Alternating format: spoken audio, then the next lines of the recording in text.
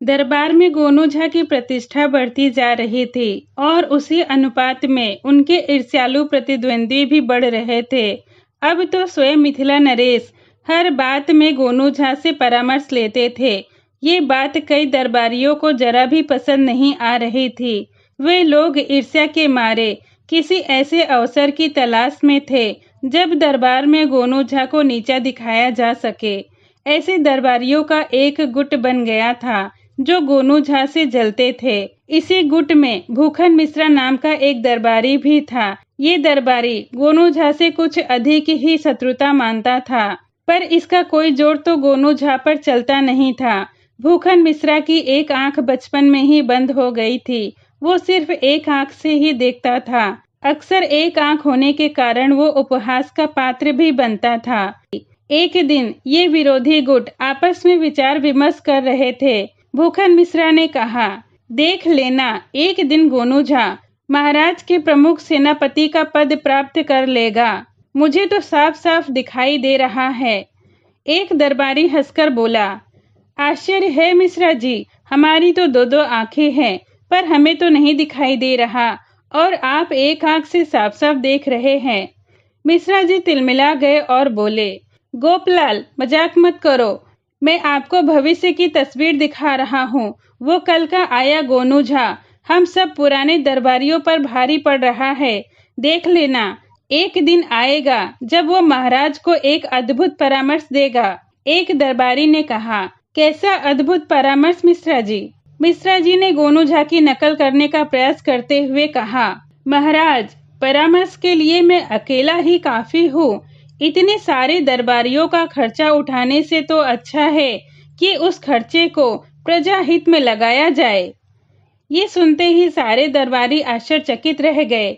एक ने कहा, ये क्या कह रहे हैं आप मिश्रा जी? मिश्रा जी ने कहा, देखना, वो दिन दूर नहीं जब गोनू झा मिथिला के अकेले परामर्शदाता और सेनापति होंगे। हम लोग या तो सैनिक में होंगे या पूजा करने वाले ब्राह्मण। तब मानोगे इस मिश्रा की एक आंख की भविष्यवाणी। गोपलाल ने कहा, ये तो उचित कह रहे हैं मिश्रा जी। गोनू झा अब कुछ ज्यादा ही महाराज से चिपकता जा रहा है। महाराज उसकी हर बात मान रहे हैं। हमें आने वाले संकट पर नजर रखनी होगी। मिश्रा जी ने कहा, नजर क्या, मैं तो कहता हूँ कि इस संकट की जड़ को ही उखाड़ फेंकने का प्रयास करो। गोपलाल ने कहा, हम उसका क्या बिगाड़ सकते हैं? मिश्रा जी ने कहा, प्रयास करने से क्या नहीं हो सकता, उसे महाराज की दृष्टि में गिराने के लिए कुछ सोचना होगा। गोपलाल ने कहा, मिश्रा जी, आपने हमें आने वाले संकट से आगाह कर दिया है, तो अब आप ही कुछ न कुछ अवश्य सोचेंगे। सोचना क्या है, मैं सोच चुका हूँ। वैसे भी मैं बुद्धि में उससे कम तो नहीं हूँ। जिस इलाके का वो है उसी इलाके का मैं भी हूँ। हम दोनों बहुत दिनों तक साथ साथ खेले हैं। उसका और मेरा गांव एक दूसरे से सटा हुआ है। दोनों गांव के बीच खेल का मैदान है जिसमें हम रोज गुल्ली डंडा खेलते थे। ये मेरी एक आंख गुल्ली धस जाने की वजह से ही खराब हुई थी। एक दरबारी ने कहा, तो क्या वो गुल्ली गोनू झा ने ही मारी थी? मिश्रा जी बोले, नहीं, पर था उसी का ही साथी, उसी के गांव का। अब ऐसे खेल में तो चोट फोट लगती ही रहती है, वो अलग बात है। लेकिन ये अलग बात है, अब तो रोजगार ही जाने की संभावना है। हमें अपना भला बुरा सोचना चाहिए। गोपलाल ने कहा, तो आपने क्या सोचा है गोनू झा को नीचा दिखाने के लिए? मिश्रा जी ने कहा, मैं उसकी सारी चतुराई उसकी हलक में ही ठूस दूंगा। ऐसा फंदा डालूंगा कि वो बिलबिलाता रह जाएगा। एक दरबारी बोला, फिर तो हम भी देखेंगे आपकी कलाकारी। सभी दरबारी अस्वस्थ थे कि मिश्रा जी ने कुछ सोच लिया है। अगले दिन दरबार लगा हुआ था, कोई फरियादी नहीं था, तो महाराज ने गोनू झा को मनोविनोद करने का आदेश दिया। मिश्रा जी उठ खड़े हुए और बोले, महाराज, क्षमा चाहता हूँ। कुछ दिनों से मेरे हृदय में एक बात है जो आज मैं कहना चाहता हूँ। महाराज ने कहा, अरे तो कहिए ना मिश्रा जी, आज तो वैसे भी कोई मुकदमा नहीं है। मिश्रा जी ने कहा, मेरी ये बात किसी मुकदमे से कम नहीं है महाराज। मैं गोनू झा के बारे में एक शिकायत लेकर आया हूँ। गोनू झा सतर्क हो गए। वो तो पहले ही दिन दरबार में आए थे तो मिश्रा जी को देखकर समझ गए थे कि ये कान्हा किसी दिन उनसे उलझेगा।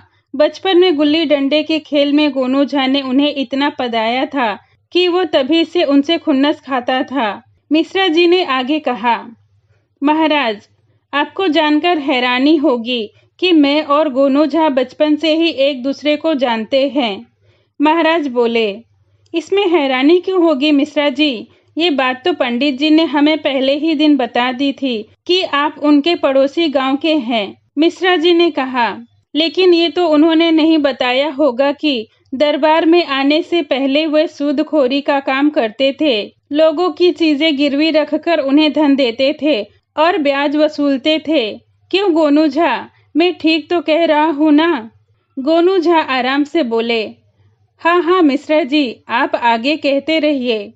मिश्रा जी ने आगे कहा, महाराज, एक बार मुझे भी कुछ पैसों की आवश्यकता पड़ी थी। मेरी बहन का विवाह होने वाला था।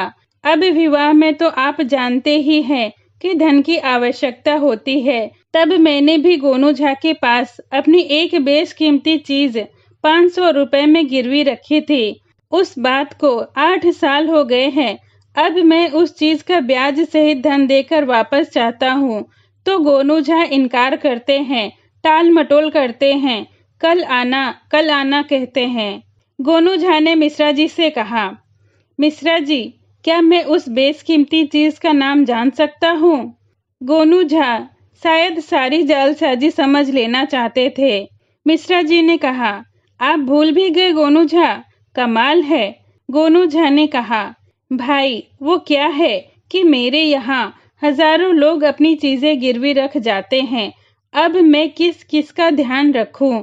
बही खातों में तो सब हिसाब रखा है। मिश्रा जी ने कहा, तो सुनिए महाराज, इनके पास मेरी रखी गिरवी चीज मेरी बाई आंख है जिसे मैं अब वापस चाहता हूँ। महाराज सहित सभी दरबारी आश्चर्य में पड़ गए। मिश्रा जी के गुट ने तो मिश्रा जी की बुद्धि का लोहा भी मान लिया। मिथिला नरेश ने हैरानी से पूछा, पंडित जी, ये कैसी अविश्वसनीय बात कर रहे हैं? भला आंख भी कहीं गिरवी रखी जाती है? गोनू झा ने कहा, महाराज, हमारे देहात में रखी जाती है। बड़ी सरल विधि से एक नुकीले चिमटे से आंख निकाल ली जाती है और आदमी को कोई पीड़ा भी नहीं होती, है ना मिश्रा जी? मिश्रा जी ने कहा, हाँ हाँ, इसी प्रकार तो आपने मेरी आंख गिरवी रखी थी। मिश्रा जी मन ही मन प्रसन्न हो रहे थे कि गोनू झा सरलता से उनके फंदे में फंस रहा है। महाराज ने जरा क्रोध में भरकर गोनू झा से कहा, ये तो बड़ा ही अनैतिक और घृणित कार्य है गोनू झा। हम तो समझ रहे थे कि आप एक सात्विक ब्राह्मण हैं, परंतु आप तो जल्लाद भी हैं। गोनू झा ने कहा, महाराज क्षमा करें, इस पीड़ा रहित कार्य को आप अपराध की श्रेणी में नहीं ले सकते, और यदि ये अपराध है तो इसका दंड अकेले में ही नहीं भुगत सकता। मिश्रा जी भी इसमें बराबर के साझीदार हैं। मैं इनके घर तो नहीं गया था इनकी आंख लेने, ये स्वयं मेरे पास आए थे। मिश्रा जी घबराए और बोले, महाराज, ये बहुत पुरानी देहाती धंधा है जो अब बंद भी हो गया है। मैं अपराध और दंड की बात नहीं कर रहा, मुझे तो मेरी आंख दिला दीजिए। महाराज बोले, क्या कहते हो गोनू झा? गोनू झा ने कहा, महाराज, आपके आदेश का पालन होगा, पर मिश्रा जी की आंख तो मेरे घर पर है, उसे जाकर लानी होगी। 3 दिन इस कार्य में लग जाएंगे। तब तक मिश्रा जी मेरे 500 रुपए और ब्याज की व्यवस्था कर ले। महाराज ने कहा, ठीक है, 3 दिन बाद आप इनकी आंख इनकी पलकों में उसी प्रकार लगाएंगे जैसे निकाली थी, और उस आंख से इन्हें दिखाई भी देना चाहिए। गोनू झा ने कहा, अवश्य महाराज, आप मेरा जादू देखेंगे। सभा विसर्जित हो गई। गोनू झा उसी दिन अपने गांव के लिए रवाना हो गए, जबकि मिश्रा जी विजेता बने अपने गुट में अपनी ही प्रशंसा के गीत गा रहे थे। मिश्रा जी बोले, देखा, एक ही दांव में कर दिया ना चित्त। बेचारा महाराज की दृष्टि में सूदखोर, निर्दयी और बेईमान सिद्ध हो गया। मुझे साफ दिख रहा है कि अब वह मिथिला की तरफ मुड़कर भी नहीं आएगा। गोपलाल ने कहा, पर मिश्रा जी, ये आंख वाली बात कुछ हजम नहीं हुई। मिश्रा जी बोले, हाँ हाँ, मैंने फंदा ही ऐसा डाला था कि गोनू झा उलझ गया। आंख का जिक्र तो मैंने बाद में किया था, पहले तो मैंने उसे महाजन बनाया, और स्वयं को खानदानी धनवान सिद्ध करना कौन नहीं चाहता। गोपलाल ने कहा, पर उन्होंने आपकी गिरवी आंख की भी पुष्टि क्यों की? मिश्रा जी बोले, बुद्धि किनारा कर गई, बुरा वक्त आता है तो ऐसा ही होता है। अब प्राण बचाकर ये बहाना किया कि 3 दिन में लौटेगा। लौटेगा कैसे? कोई आंख होगी तो लौटेगा ना। सब मिश्रा जी की दिमाग की प्रशंसा करने लगे। 3 दिन तो मिश्रा जी दरबार में नायक ही रहे। वो महाराज को गोनू झा की सूदखोरी के झूठे किस्से सुनाते रहे। बिल्कुल भी कसाई सिद्ध कर दिया था गोनू झा को। पर 3 दिन के बाद गोनू झा दरबार में एक हंडिया लेकर उपस्थित हो गए। उनके हाथ में हुक्के की चिल्लम भरने वाला चिमटा भी था। महाराज आश्चर्य से बोले, गोनू झा, क्या मिश्रा जी की आंखें ले आए हो? गोनू झा ने कहा, बिल्कुल महाराज, जब आपकी आज्ञा हो गई थी और मिश्रा जी मेरा धन लौटाने के लिए भी तैयार है, तो फिर ऐसी धृष्टता मुझसे कैसे हो सकती थी कि इनकी आंख में नहीं ले आता। गोनू झा ने हंडिया दिखाते हुए कहा, इसमें मिश्रा जी की आंख है, पर मैं ये नहीं जान पा रहा कि इनमें से कौन सी आंख इनकी है। बात यह है कि इस हंडिया में सैकड़ों आंखें हैं, भिन्न रंग, भिन्न आकार, भिन्न पुतली की। अब मैं मिश्रा जी की दूसरी आंख निकालकर उसे इस हंडिया की प्रत्येक आंख से मिलाऊंगा। जो 2 आंखें एक जैसी होगी, उन्हें मैं मिश्रा जी को लगा दूंगा। मिश्रा जी, जरा आप आगे तो आइए। गोनू झा ने चिमटा दिखाकर मिश्रा जी को इशारा किया तो मिश्रा जी के तोते उड़ गए। उन्हें लगा कि गोनू झा चतुर ही नहीं बल्कि बहुत ही खतरनाक आदमी है, जो उन्हें उसी के ही जाल में फंसाकर निपटाकर अंधा बनाने के लिए आतुर है। मिश्रा जी को बचने की कोई संभावना नजर न आ रही थी। महाराज ने कहा, मिश्रा जी, आप जल्दी करें, हम भी ये पीड़ा रहित कार्य देखने के लिए आतुर हैं। कोई कुशल वैद्य भी ऐसा नहीं कर सकता। और मिश्रा को मंद मंद मुस्कुराते गोनू झा किसी कसाई से कम नहीं लग रहे थे। मिश्रा जी ने तत्काल गोनू झा के चरण पकड़ लिए। त्राहिमाम गोनू झा, त्राहिमाम।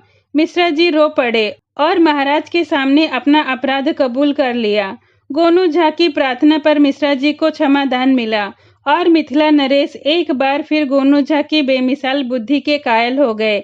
गोनू झा ने अपराधी से स्वयं अपना अपराध कबूल करवाया। तो दोस्तों, आपको ये कहानी कैसी लगी कमेंट में जरूर बताएं। गोनू झा की और भी रोचक कहानियों के लिए मेरे चैनल को सब्सक्राइब करें। ये वीडियो देखने के लिए आपका धन्यवाद।